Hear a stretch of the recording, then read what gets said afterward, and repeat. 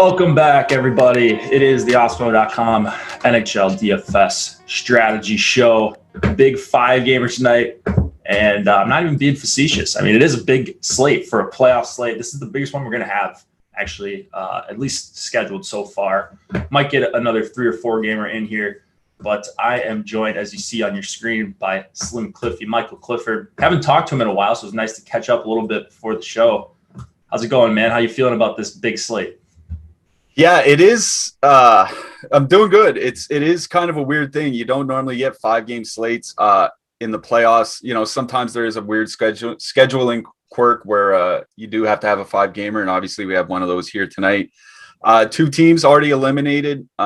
We might get more here tonight. So yeah, I feel pretty safe saying this is our last 5-game slate of the season, and you know, even 4-game slates might not be too common for the rest of the first round here.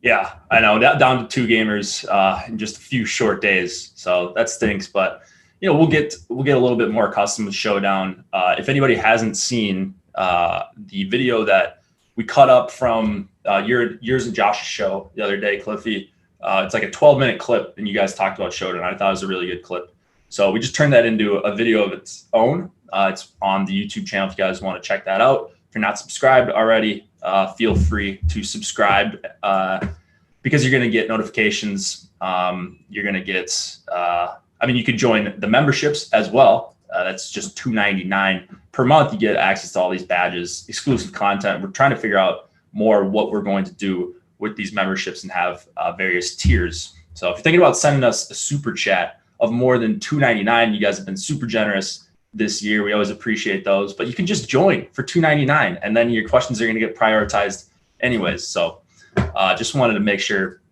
we got that in here. Yeah. Saul says, no clock, I'm out. He's also asking, is Marner and Matthews a good 2-man tonight? Well, I don't want to bury the lead, but I think those guys might be in play, especially for MME tonight. I don't know what your thoughts there are, Cliffy, but are we Matthews Marner guys tonight? You might actually be surprised to hear this, but I think that's actually a decent question for tonight, and I am not a Matthews and Marner guy for tonight, so we'll get to that when we get to that. I don't think they would be in my one lineup if I was playing one lineup tonight. Cash game is a little bit different because it's Matthews. As always, probably going to score.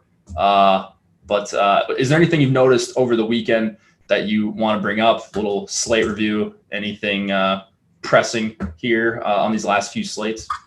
I think the one thing that I really want to talk about is special teams, right? Like, I think the officiating seems to be something that is a popular topic of discussion, basically since the Tom Wilson incident against Artemi Panarin like 3 weeks ago or a month ago or whatever that was. And it just seems it hasn't gone away. They're just like, you look at some of the postseason games, like it looks like they can't go 3 minutes without taking a penalty. You look at other games. You only get 1 or 2 penalties called the entire game through. It just makes it hard to rely on your power play and penalty kill numbers from the regular season, right? Like, you know, if one thing I brought up on Twitter is that obviously officiating is different in the postseason, fewer penalties, different types of penalties called, when they call them and all that stuff. So like, Montreal, for example, they're on the slate tonight. They're a team that took a lot of penalties through the regular season. They've been taking some penalties through the playoffs so far as well. Is that a factor of them getting outplayed? Is it a factor of Toronto doing things that causes Montreal to take penalties? Or is it a factor that the officiating has just been horrible? Like, you know what I mean? It's tough to pin down exactly why things are happening on special teams. And it's kind of throwing my approach into disarray because I'm a guy that power play stacks a lot. I'm a guy that pays attention to penalty kills and things like that. It's just been really, really hard so far this postseason to stay, yes, power play stack this team. You just don't know what the referee is going to feel like calling that night. So I think Josh and I have talked about it on a show before in the playoffs. You know, some instances you may not want to power play stack as much. And I think that might be the case in some games here tonight once we get through them. Yeah, there was that reminds me of a couple of years ago when Homer Cleese used to do shows on here, and we would always look through the refs. And there was one ref in particular, and I'll probably never forget his name, Furman South. Anytime he was on a game, we would just, even if we didn't like, what was happening, he would call like by far the most penalties in the game. So or around the league that night. I mean, he just loves making it about himself, blowing the whistle, getting the crowd riled up. I'm sure some of these refs get off on that type of thing. So it's hard to say. I mean, we're dealing with human beings, so you just never know with these guys. But yeah, I think the officiating has been very questionable. I live in Minnesota, so I'm hearing a lot about the calls that have gone against Minnesota's way. They've had 2 goals wiped out. I think one of them was terrible. The other one, I mean, they're not really doing a lot to help themselves in game 3 and 4 anyways, so probably wouldn't have mattered. But yeah, there has been that's been a hot topic, and guys taking guys' heads off. You got Tom Wilson doing his normal thing. It's the playoffs, round 1, so Kadri had to suspend himself for a lot of games. I think what are you, 8 games? He's appealing though, right? Does it sound like it's going to get brought down to 5 or 6? Yeah, because when you George Peros hands down the suspension. He gets his authority from Gary Bettman, and Gary Bettman is the one who hears the appeals. So okay. You're essentially appealing Gary Bettman's decision to Gary Bettman. Seems like there could be a better system in place, but that's probably for another day. Before we get into the games, just want to point out, as always, we are sponsored by Jock Market. If you guys haven't checked out Jock Market yet, I'm not sure what you are waiting for. We've been touting Jock Market forever, and you see the promo code up there. That is actually the old one, so I forgot to alert Tyler to this before, but you can use promo code Awesemo NHL 20 for a $20 deposit bonus if you'd like. Otherwise, we've got another one going on right now that is Awesemo 50 for a $50 bonus on your first deposit. So the Awesemo 51 is temporary. You're going to want to use that, get your $50 deposit bonus. If you guys want to check that one out. I don't know why you wouldn't. It's like stocks plus DFS combined. So if you're interested in either one of those two, they usually go hand in hand. Gambling, skill gaming, whatever you want to call it. Gambling and stocks are adjacent to each other, and Jock Market does a good job of combining them. So go over, support Jock Market. They're helping continue to keep these streams free. So the least we could do is help them out, and it's going to help you out, and it's going to help us out in return. So it's a win-win-win situation. If anybody's ever seen that episode of The Office, I think it's the negotiation. One of my favorite episodes. Win-win-win. That's what we're trying to do tonight as well. So let's get into these games. Islanders and Penguins. This is going to be a 7 p.m. Eastern start. They were doing 6:30 Eastern starts last week a few times. So the lock times are messing me up, but we're back to normal time. We're back to a good size slate. And we've got a 2.5 implied total for the Isles, 2.9 for the Penguins. I think it's going to be Sorokin going up against Tristan Jarry, who started every game. This one is knotted at 2-2. So not only do we have this game guaranteed, we've got another one after this. It's been a pretty good series, couple overtime games. And I think there's one matchup that I'm looking to exploit in this one. But what are your early thoughts on this Islanders-Penguins game, Cliffy?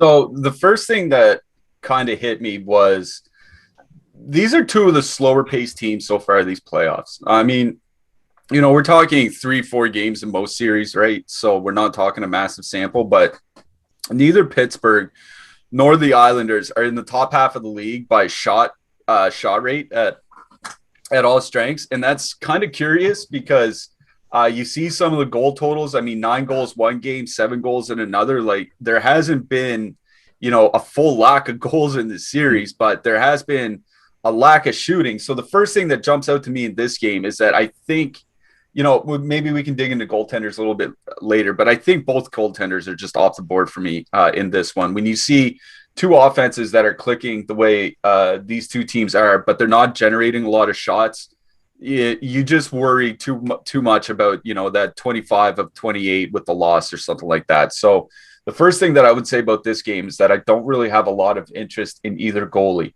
The second thing I want to say about this game is the first 2 games of this series played in New York, which is where the game is going to be played tonight, were without Malkin. So with Malkin back into the lineup, I wonder how that changes things, because those first 2 games of the series, Pittsburgh was using their I guess it would technically have been their third line at the time, but it would technically be their fourth line now. The Bluger-Tanev, Zach Aston Reese fourth line was used as the shutdown line against Barzal and Eberle in the first two games. And the Bluger-Tanev, Zach Aston Reese line has actually been good this year. Like, not great. They're definitely not Minnesota, Foligno and Eriksson, shutdown quality, but they've been good enough where, it's not that it necessarily takes Barzal and Eberle out of play for me, but it is a little bit of a concern that it's a good shutdown matchup for them.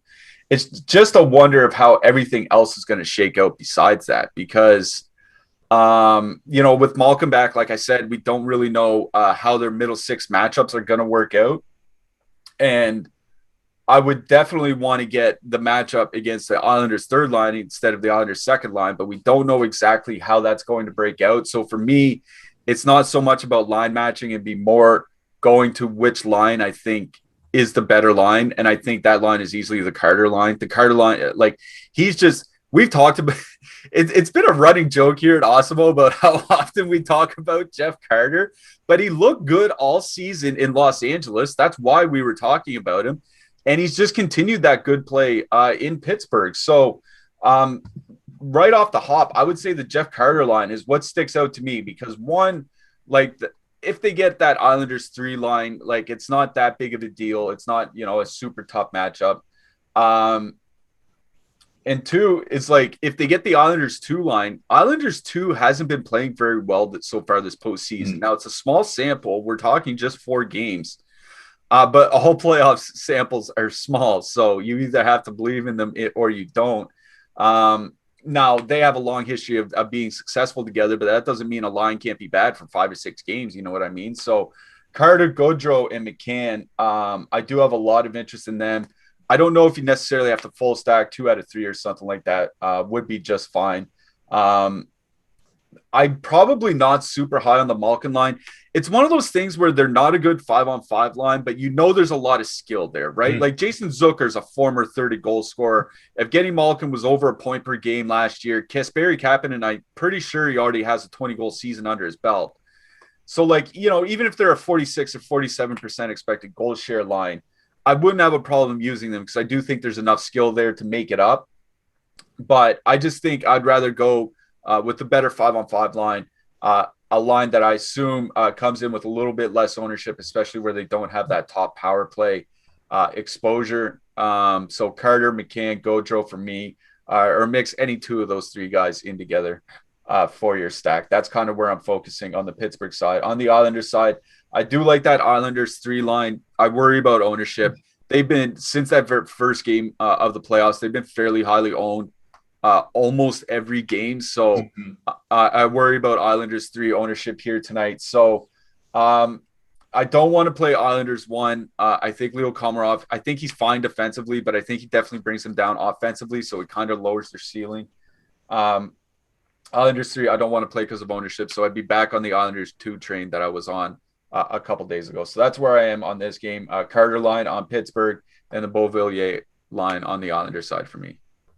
Yeah, I think I disagree with you a little bit on the Islanders too, just because you mentioned how bad they've played. I don't know, it is a short sample, but they're playing against the same team.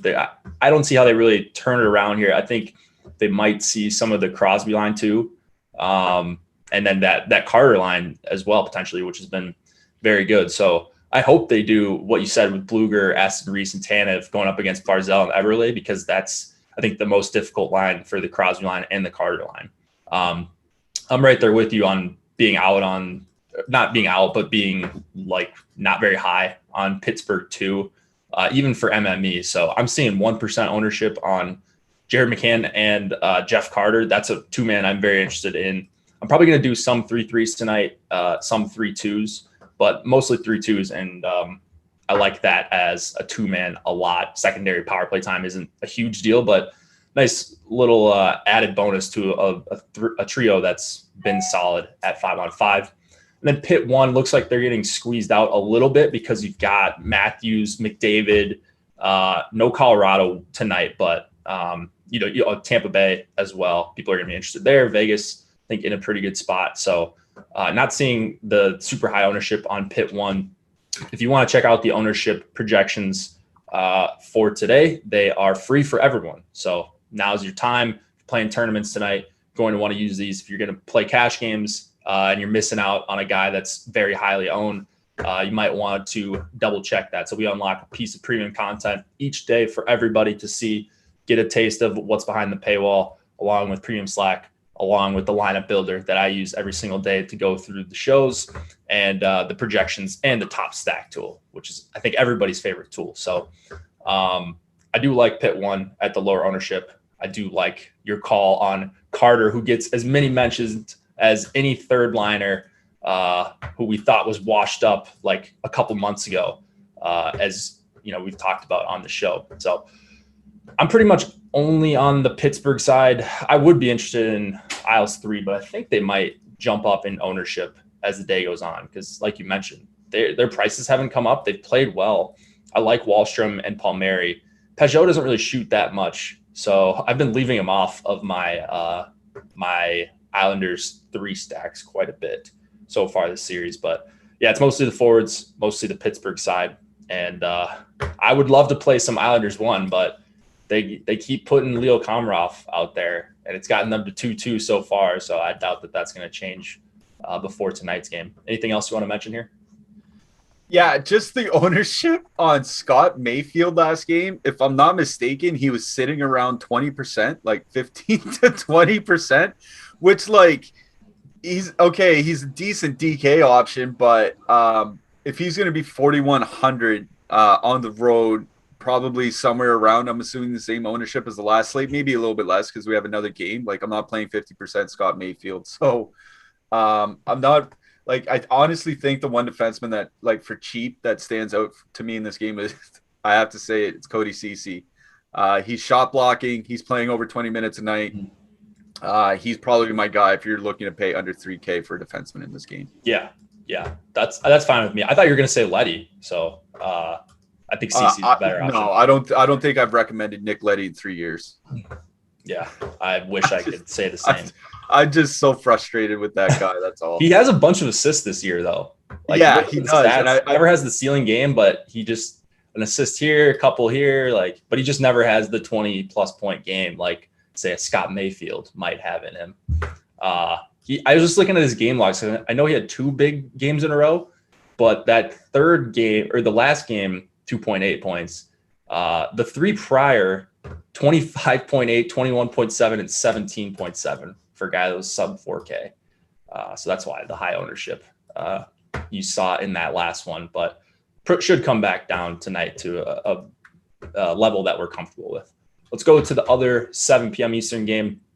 We've got the Maple Leafs and your Montreal Canadiens. 3 implied total for the Leafs, 2.4 for the Canadiens. Campbell and Price are your expected goals here.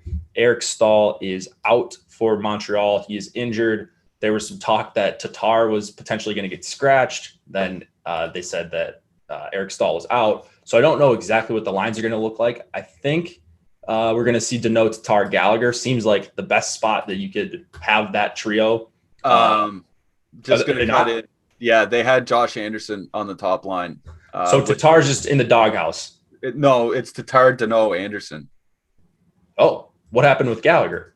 So this is what the lineup probably should be. Tatar, Danault, Anderson, Toffoli, Kotkaniemi, Gallagher, Armia, Suzuki, Caulfield, Lehkonen, Byron, Perry.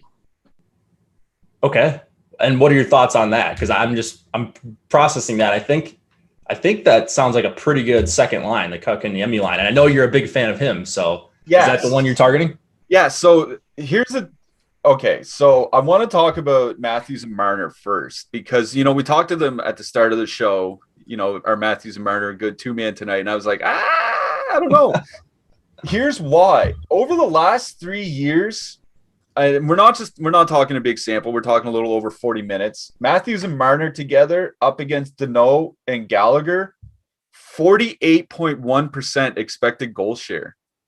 This is a line that's like 60% plus against almost everybody. and they're under 50% against Danault and Gallagher. Now, obviously, Gallagher doesn't look like he's going to be playing on that line.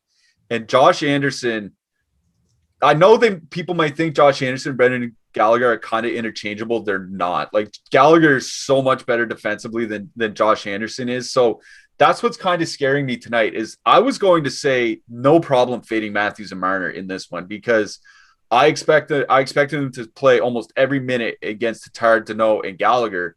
If it's Tatar, Danault, and Josh Anderson, that kind of changes the equation because Gallagher's truly one of the best defensive wingers in hockey. Josh Anderson is not. Like, he's just not. He's a Tom Wilson is what he is. He's a Tom Wilson light. He's a banger. He's a crasher. He's a forechecker. He can score goals. He's not a great defensive specialist. So I was off Matthews and Marner going into this game. I'm not really off Matthews and Marner now. It would kind of depend on ownership because I think in the last game, like Matthews was over 60% on a 4-game slate or something like that. If he's going to be 60 to 70% owned on a 5-game slate, I have no problem fading him on the road, even without Gallagher on that line. It's just, if Gallagher were to be playing with Tatar and Danault, it's just a brutal matchup for Matthews and Marner and a matchup where they haven't had success in the past. So that's why, in a nutshell, I'm kind of fine fading Toronto entirely here tonight. Like, obviously not if you're playing, a 50 lineups or whatever it is, you're not going to fade a team entirely. If you're playing 1 to 3 lineups, I have no problem saying no Leafs from here tonight because I think Danault and Tatar are good enough defensively to hold Matthews and Marner in check. And then if you look at Nylander's numbers without either Matthews or Tavares over the last 3 years, they're pedestrian. They're basically league average, which isn't a huge surprise. Like, if you look at who he'll be playing with, he's playing with league average players. He's good, but he can't carry a line to offensive prominence by himself. He's not that good. So if I'm not playing Matthews and Marner because I think it's a bad matchup, and I don't want to play the second line because I don't think it's a very good line, all that you're really left with is Toronto 3. And I guess that'd be a fine line to use, but am I going to play Engvall, and whoever else, and McCabe and those guys on that line? Am I going to 3-man stack that line, especially where there aren't, I guess if you're playing Edmonton, that's one situation where you could use it, but there aren't a ton of super expensive stacks elsewhere. So I'm probably going to be out on Toronto. I do like that Kotkaniemi, Gallagher, Toffoli line. We talk about shot assists, which are passes that lead to shots. Kotkaniemi, in his early on in his career, is amongst the elite in hockey. I think he'll do a good job of finding Gallagher and Toffoli. Sorry. So I do like that Toffoli, Kotkaniemi, Gallagher line. I just think they're probably going to carry some ownership. But again, if they're going into that weakened Toronto second line, I have no problem with that. So that's where I'm at on this game, is that if I'm only playing a limited number of lineups, I'm out on Toronto and in on Montreal too. I think I would still be in on Matthews one-offs. Yeah, I would never say and I still don't love one-offing a chalky player, because he's going to be popular. He always is, and rightfully so. But I kind of make an exception for guys like him and McDavid, and but yeah, paying so much for this line, you're not getting a discount on Zach Hyman, who's a guy you can usually throw in there for cheap, and that's going to lower the ownership. But now, fully correlated on the top power play, maybe the stack ownership is actually closer to where Matthews' ownership ends up being. The rest of the Toronto lines I'm not really in love with. Maybe some stabs on that third line that you talked about, but that would only be to get in Edmonton power play, or if you're going with the expensive Florida forwards or the expensive Tampa forwards, or something along those lines. But yeah, I don't know exactly how I'm feeling about these new lines as I just learned of them, as this happens all the time on these shows. It's just kind of flying by the seat of our pants. But Kotkaniemi is 2,600. You've got Toffoli still cheap enough at 5,800, and then Gallagher. So I don't know how the line matching is going to go. I know you talked about it a little bit, but That makes me uncertain on this game. It makes me uncertain on what I want to do with either of the top two Montreal lines. I usually go where Gallagher goes, but now since they got Toffoli, I've been gravitating more to Suzuki Toffoli. Do you think Kotkaniemi's a pretty good fit for Gallagher and Toffoli on that second line? Yeah, I do, and I don't think they see much of the Matthews line either. Okay. Kotkaniemi was I think he was a healthy scratch in the first game because they're so worried about the matchups. I don't think he's going to step into the lineup and have him thrown out against Matthews. Okay, that makes some sense. Anybody on the blue line before we move it on? One guy I just want to people should be aware of Rasmus Sanden's ice time. Power play 1 is great, but it's kind of that Jake Bean conundrum where I'm pretty sure Sanden played under 14 minutes last game. Maybe it was under 15 minutes. So it's like, he's not a one-off guy. He's a guy I would use if I'm stacking Toronto. Other than that, there just really isn't a lot in this game to like Brett Kulak and John Merrill probably aren't going to get enough minutes. I think Joel Edmondson might be the guy for block shots at 3,100. Other than that, there really aren't defensemen I like in this game. Petrie at 5,400, just because, if this offense gets going, part of it's probably going to be Petrie. So I don't mind him as a one-off. So it's Petrie Edmondson out of this game for me. Yeah, I am in agreement on the Montreal defenseman for sure. Petrie more of a add-on with Montreal stacks. Edmondson just a cheap punt guy that I'll have in my mix of guys. Just going back. Oh, one thing I wanted to mention on Matthews. So right now, if the slate started, I would have like 24% Matthews, but Marner and Hyman would be down closer to about half of that. So a lot of those would be Matthews one-offs, just where I can afford him if I'm doing 3-2-1s, which I'm going to have a bunch of tonight. All right, let's go to Tampa and Florida. 3 implied total for both sides. Vasilevsky going up against a bunch of question marks for the Panthers. They've tried out Drieger for a couple games. They've tried out Bobrovsky for a couple games. In a relief effort, he ended up winning a game. This could have easily been a sweep for Tampa, but it's 3-1 in the series. And we both think that Spencer Knight's going to play, but he's a couple $100 cheaper. So just be aware, don't have Spencer Knight, don't stack up the first 2 games, have Spencer Knight in there with no salary remaining. So that's the one thing I wanted to mention. If you are going to play him, it's $200 cheaper. So you're going to have to find another option if it's not him. And it could be anybody at this point. Florida is, I get the goals that Tampa's been scoring, been power play goals, have been pretty easy finishes, a lot of them, but they also haven't gotten any big saves from either of their goalies so far. So why not try out the third guy, right? What are your thoughts on this game?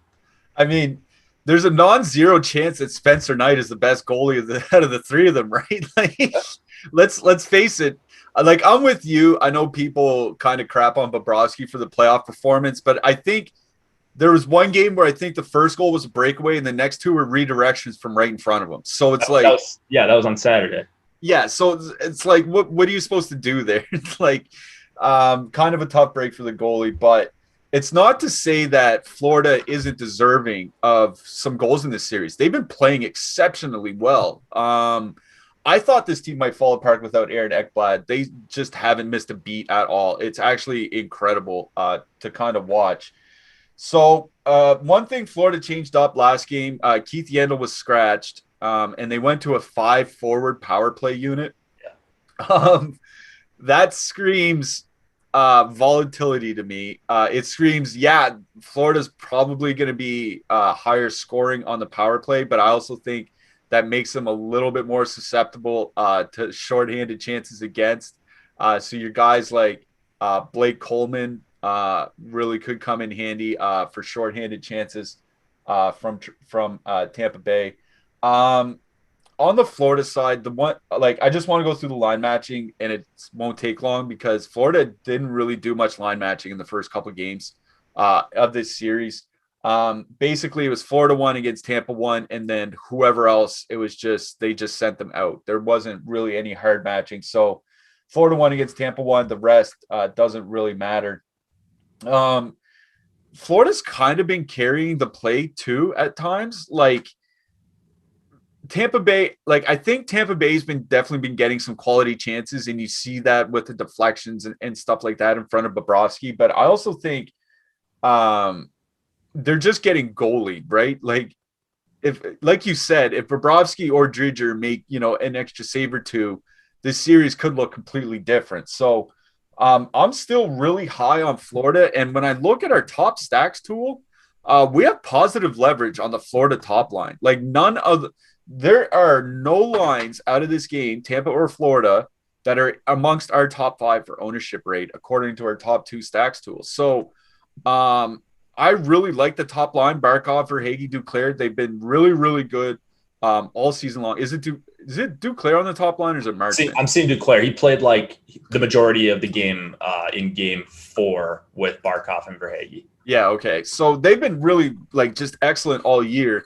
And with the 5 forward top power play unit now, Verhaeghe's getting top power play minutes too. So they have a very reasonable price on top of that. 17-4. So like you can put in another good line. Like you can even game stack against Tampa 1. I'm not necessarily recommending that. I'm just saying that's how cheap they are. You can fit them in with another really good line. So I really, really like Florida 1 here tonight. Maybe even some Florida Jill stacks. Throw in a Barkov, Huberdeau, Verhaeghe, or a Barkov, Huberdeau, Hornqvist, or something like that. Love our Florida Jill stacks. We've been playing them all year. On the Tampa side, I don't have interest. I do have interest in Tampa, but like I said, like I was pretty impressed with Spencer Knight down the stretch. Like just a couple of games that you saw him play, he's not flopping around, he's not oversliding, he's very controlled, he looks very composed. Like I'm not super excited to play any of the Tampa skaters here tonight. It's just that we do have some good leverage on some of them, especially the top line. The top line for Tampa Bay here is one of the best leverage lines on the night. Point, Palat, Kucherov. We have them as basically a 15% top 2 stack, but a 6.5% actual ownership share. So I'm not in on Tampa, but it kind of looks like if you do want to be in on Tampa 1 is the play. Something like a one-off Blake Coleman also makes sense. Like I said, I think Florida's power play can be had for some shorthanded chances against here. So somebody like Blake Coleman makes sense to me as a one-off for Tampa Bay, just because of his shot rate and ice time alone, and because I do think against a 5-man power play there, he could generate some chances for the Bolts. Yeah, I'm not high on Tampa again for the 5th game in a row, and I think I was a little higher on them when they were at home ice. But you get 2 amazing 5-on-5 lines on this Panthers team. Sam Bennett's played awesome. Huberdeau and Bennett and Tippett together has been one of the better lines they got put together. Verhaeghe, Barkov, and Duclair has legitimately had an argument as like one of the best lines in hockey for the entire season. So sample size isn't an issue there. The problem is just Tampa's, they're tough and the correlation isn't great. So Duclair is also live at any time to get pulled off that top line if they go down. So he's forever in the doghouse. 4,500 for him. I'm just going to do a lot of Barkov, Verhaeghe 2-mans, or like you said, Barkov, Verhaeghe, Huberdeau, Barkov, Verhaeghe, and Bennett. Or, if you want to take off Tippett off line 2, you could throw in Barkov with Bennett and Huberdeau. So there's a lot of different ways to do it on the Florida side, which I like. I'm a sucker for good 5-on-5 lines, and they've got 2 of them. So I thought Florida had a chance to win this series. I still kind of think that they do. It's the Vegas lines are actually moving in their favor as the series goes on. They keep losing these games, but they're just getting destroyed in the power play, and they're carrying the play every single game so far at even strength. So maybe they can stay out of the penalty box for one game and extend this series. I feel like that's what happens, but I've been wrong a bunch of times so far this series. I mean, it's tough to win games. Their all-strength save percentage is 849. 849. Like, you're not going to – and the thing is, it probably should be a 2-2 series. Yeah. Like, it's just – easily could be. Easily. And, I mean, they easily could have got swept, too, if they don't come back down 2 goals in the third in game 3. They were dead. But yeah, I think it's been more of an even series than maybe it appears at first look. Hedman, 6,200. He's been bailed out by a ton of power play assists. Like the peripherals haven't been great so far for him this series. 6,200. Still usable if you're playing that low-owned Tampa 1. No issue with getting the Tampa 1, but I don't like this isn't a 3% owned stack that I'm looking to get 25% of. It's a 3% stack that I'm just looking to get overweight on. Maybe play them in a higher stakes field where they might just go completely overlooked because they're on the road here, because McDavid and Winnipeg, people want to play Winnipeg, they want to play Matthews, and so maybe they get squeezed out just a little bit this Tampa 1 line. What about defensemen here? Yeah, you're right on Hedman that he's just been kind of getting there with all the assists. Not really in on Hedman at 6,200. Sergachev all the way down to 4,400 is really, really interesting to me. Now, they're saying he's going to play tonight. He was injured in the last game, so we don't know how banged up he is, but he's still playing 20-plus minutes a night. I'll have to go double check, but I think he leads Tampa defensemen in both shot rate and block shot rate so far this postseason. So he's posting his peripherals. He's getting the minutes. Price has come down. Florida's shooting a ton, so the shot block opportunities will be there. I do like Sergachev. It's kind of like that no man's land $4,400 range. All right. Let's get to the second 40% of the slate. I was going to say second half of the slate, but we're 3 games in. We've got 2 games left. So we're 60% of the way through. And I don't think the second 40% makes sense either. Yeah, that doesn't really make much sense. So, not the dumbest thing I've said on this stream.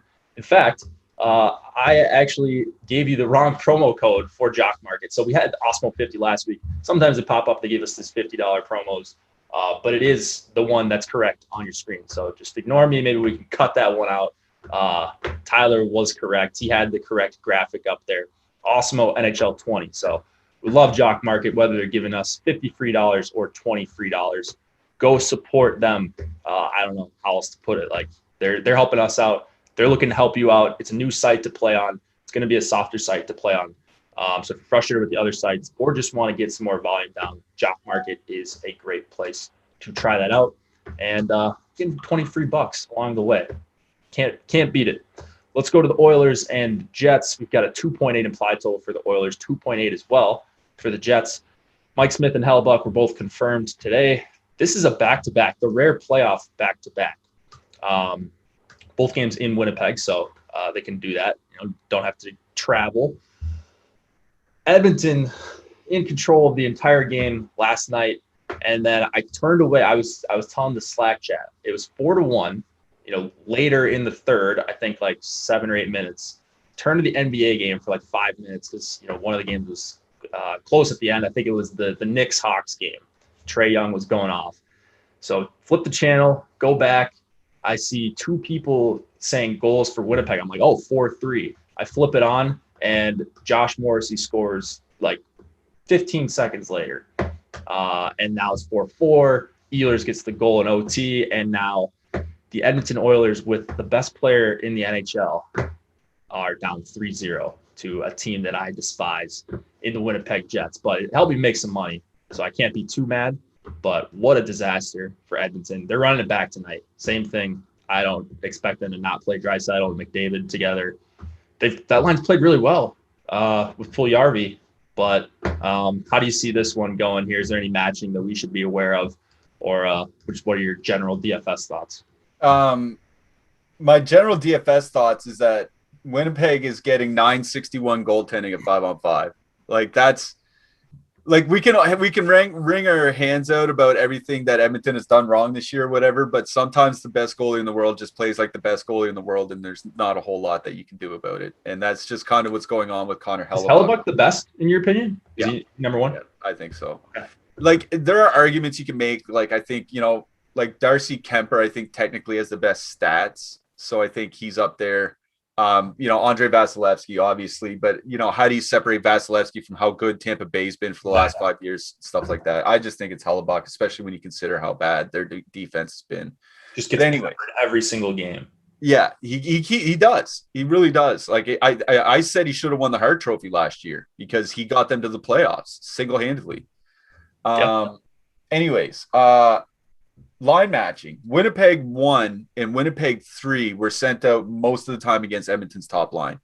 That's kind of good for Winnipeg 2 because that keeps Winnipeg 2 like almost exclusively out against Edmonton's second and third lines. And we saw what Nick Ehlers did last night. That line's not great, but it's good enough to definitely take advantage of the Edmonton depth. On the Edmonton side, here's the thing about the Oilers is that for most of the season, we said going into Winnipeg, Scheifele, Wheeler bad, Scheifele, Wheeler bad, Scheifele, Wheeler bad. And they were.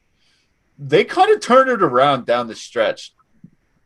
I looked at their numbers over the last 3 weeks of the regular season, and they were like 52% expected goal share, which is like a drastic turnaround from where they were back in February and March. So, like, this isn't a bad matchup for Connor McDavid or anything like that. I just don't think it's this, steamroll. He's going to get an automatic 3 points tonight, no matter what matchup that it would have been 2 months ago. So that would be your reasoning for not playing Edmonton. I just really like Winnipeg too, running it back with them again here tonight.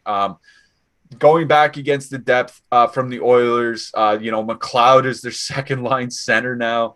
Kyler Yamamoto down on the fourth line. Dominic Cahoon, who I think is actually one of their best defensive wingers, is healthy scratched. He might actually be back in tonight. We'll see. But Winnipeg too, they played really well in a limited sample in the regular season, like over 60% expected goal share. Any line with Nick Ehlers plays well. He is really just a game changer. So I really do like Winnipeg too. Again here tonight. Edmonton won. Like, I don't really know what to do with them here. Like the ownership's what's that? You play them. Do you play them though? Yeah. I am a lot. Okay. Like I'm with you. Like I think there's obviously definitely reasons to play them here tonight. The Winnipeg 1 matchup, it's not a tough matchup, even if they're better. Winnipeg 3 is not a tough matchup, even if they're better. Have been playing better, sorry. It's just like we talked about at the top of the show with power plays. A lot of Edmonton's value comes from the power play. And if they're not getting those consistent power play minutes every game, if you can't rely on them getting consistent power play minutes every game, I find it real hard to just keep jamming in McDavid and Draisaitl. I'm not going to say I'm not going to play them here tonight. It's not. If this were mid-March, I would say I'm slamming in McDavid, Draisaitl, not even thinking about it. The way that Winnipeg's been playing, Hellebuck's been really good. It's just kind of giving me some pause. That's all. So I'll say I do like Edmonton 1, Edmonton power play out of this game, but my favorite line is still Winnipeg 2. They looked really good last night. They had really good numbers during the season. Nick Ehlers looked like he hasn't missed a step, and there's absolutely no Edmonton depth to worry about. Yep. I love the way you summed it up. I am loving some Winnipeg too. Again, got some results last night. They were good at 5-on-5. I would expect that same thing, and minimal time against McDavid and Draisaitl and Puljujarvi, which is the most important thing. So I don't really have an issue with Winnipeg 1. They're fully correlated. They get there all the time on the empty netters, as Josh Harris likes to say, and I agree with him on that actually. So they're fine as well, but I'm really targeting Winnipeg 2, and Edmonton 1 is my highest owned stack right now, just because the minutes are crazy for McDavid and Draisaitl. It's a must-win game. Wouldn't expect the minutes to really drop down. Puljujarvi's sticking there. So you got a good third wheel. Even though he is the third wheel, he's a pretty good one, guy that can score some goals for 4,600. That's going to get left off a lot of stacks. Otherwise, you throw in Nugent Hopkins for 5,300. And then you could play either Tyson Barrie or Darnell Nurse. Like Nurse might play 30 minutes tonight.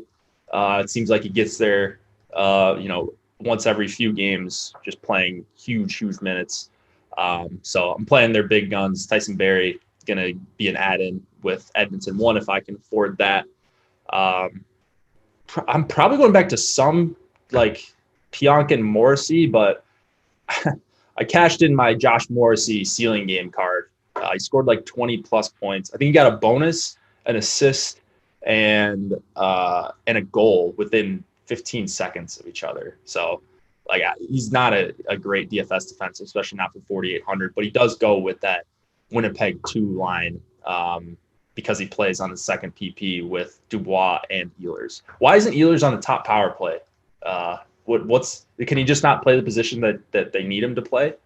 No, I have no idea what it is because it's been this has been in the case his entire career. Yeah. It's not just this year. It's been every single season. And it reminds me, like Brad Marchand earlier in his career couldn't get on the power play either. He couldn't get on the power play for like 5 or 6 years. And it wasn't until his late 20s where he was moved there. So I think coaches honestly sometimes just completely miss the boat. And they did with Marchand in Boston. I think that's the case here with Ehlers. Forbort, 2,800. Are you going there at all? No.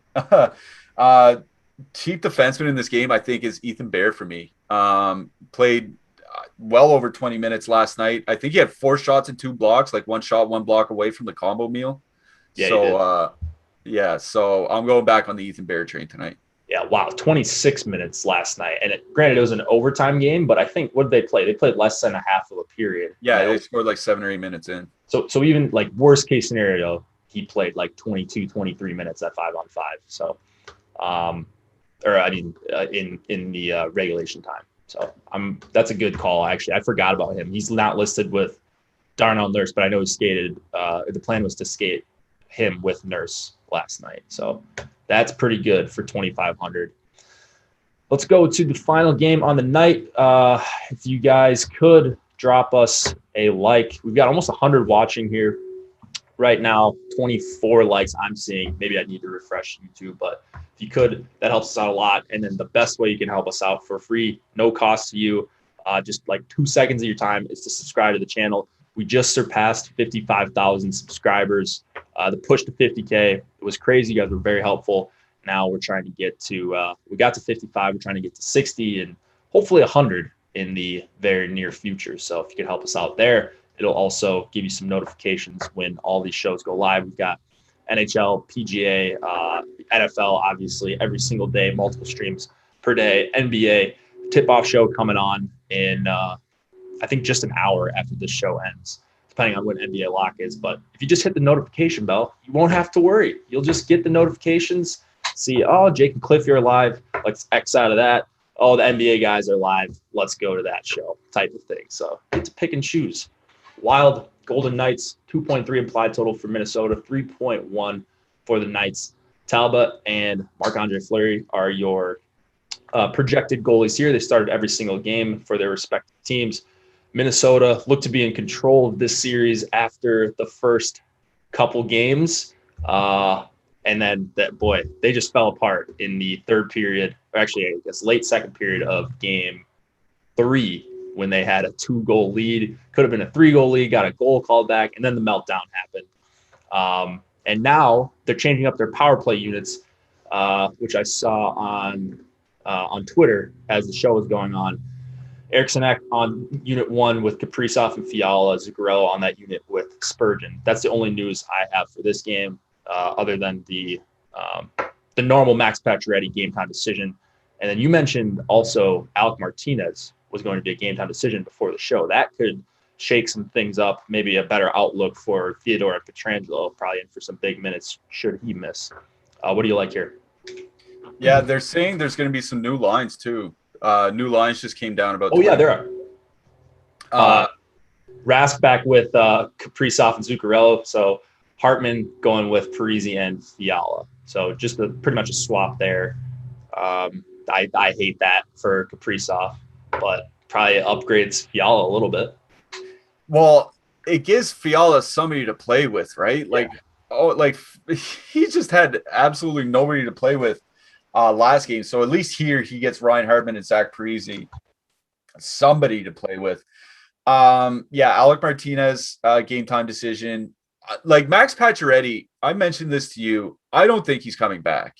I know they keep saying game time decision. He's not even skating. Like, he's not skating at practice. So, like, how close can he possibly be to coming back? Like, I would just assume until we see him on the ice for a warm up for a game, I would just assume he's out. Like moving forward, like it's just one of those things. Like I think where Vegas is just jerking us around a little bit. The matching breakdown should probably be the Stone line up against Kaprizov. Nothing, that's really surprising there, but that's a big advantage for the Stone line, and it's really bad for the Kaprizov line. So definitely gets me off of Kaprizov. What Vegas had been doing in the first couple of games of the series was actually, sending out their fourth line against Eriksson, Ek, and Foligno, which I thought was kind of smart. Super smart. Yeah, because they're not a bad fourth line. Vegas's fourth line is not a bad fourth line by any stretch. It's not Minnesota's shutdown line, but it's not bad. And Minnesota's line, they're not great offensively. Like, they're fine, but they're not juggernauts. Their value comes from their defense. So if you're just sending out your fourth line against a great defensive line, it just seems like it would neutralize both lines and advantage nobody. That's kind of a smart move on Vegas's part. So, okay. So if you assume Zuccarello and Kaprizov up against Stone, and then Eriksson up against the fourth line, that leaves Fiala against the middle six. Now, I think that kind of benefits both the Fiala line and the Vegas 2 line, right? Because that gets Vegas to some fourth line matchups, and that also gets the Fiala line against Vegas 3, which I think is probably their weakest defensive line of the 4. So that's kind of where I'm sitting on this game. Parise, Hardman, Fiala, I like that as a trio. If you want to leave Parise off, no problem. But I just like their prices. They're very reasonably priced as a line. So I do like Hardman, Fiala, Parise here tonight. On the Vegas side, I do like that Vegas second line. Again, like I said, I just think that they're going to get some decent matchups. Pardon me. Bless you. Yeah, no, I just think they're going to get some decent matchups. So Vegas 2 and then the Fiala line for me, that's where I'm focusing in this game. Yeah, I would have been going back to Kaprizov with Hartman and Zuccarello. Like the numbers would compare that line with Hartman to Rask, and it's night and day difference. You don't think of Hartman as a great player, but he works better with that line, at least in generating offense. Maybe makes him a little bit worse defensively. I'm not sure, but for DFS, I wanted Hartman there. That will not be the case. So I'll still have some, Kaprizov, Zuccarello, but I'm really going to lower my Rask exposure, even with my, Minnesota 2 wingers that I do have. And then, can't agree more on Vegas 4. Like, that's so smart that they're doing that. And especially, not only are they not a great offensive line, but they're a line that doesn't play like 20 minutes a game. So it's not like you're just upping your fourth line minutes that much. You're just saying, all right, just don't let them score, just, grind it out. And then the rest of the lines go up against some weaker defensive lines. So Vegas, very sharp. Still not crazy about the Stevenson Tuck Stone line. It just hasn't been phenomenal at 5-on-5. It hasn't even really been that good. Carlson, Marceau, Smith, I am definitely there. And then I'm going to have a bunch of Fiala one-offs, maybe some Hartman, Fiala two-mans. That's where I'm sticking to on the Wild. Just some two-mans for them, I think. And that is about it. I love Shea Theodore tonight, regardless of if Martinez plays. If Martinez does not play, I think Theodore is the best defenseman on the slate. If Martinez does play, I still think Theodore is the best defenseman on the slate. So I'll be hammering him, getting some Pietrangelo in my non-Theodore lineups, and I think Vegas probably closes this one out here. Yeah, I was gonna say Shea Theodore as a defenseman in this game, but I should have known that you were obviously going to mention the clear best spot. Is like if Braden McNabb is out, like McNabb and Martinez could both be out here tonight, and that would push somebody like Nick Hague to the second pair. But where it's the last game of the slate, you just won't know by warm-up, so you don't want to take the chance of putting in like a 13-minute Nick Hague or something like that. So, I would probably just stick to Shea Theodore on Vegas. On the Minnesota side, I don't mind Matt Dumba's price for 4,500. He can get there with both shots and blocks. That's probably where I am here, Theodore or Dumba. I will say Cam Talbot's my favorite goalie on the slate. I like it. Yeah, he's going to see a bunch of volume. He has most of the series, 7,200. It is a winnable game. So if you're not getting your Hellebuck spend up, Talbot, pretty good spend down there. Hat trick pick, you got one handy? Yeah, baby. Carter Verhaeghe night tonight. Oh my! Wow, that is that's a pretty good pick. I wasn't even going to go that deep. I was going to go Nick Ehlers for the Winnipeg Jets. I like it, but I would hope yours happens. Actually, I think that'd probably be better for my lineups because I think Ehlers is going to be more popular. But hopefully, we can get a couple of those. We've gotten one this year. I think you got one earlier in the year, which is insane. Yeah, Josh got one with Donskoy as well. Oh, did he? Okay. So I haven't gotten one yet. Maybe tonight's my night. Thank you, everybody, for joining us.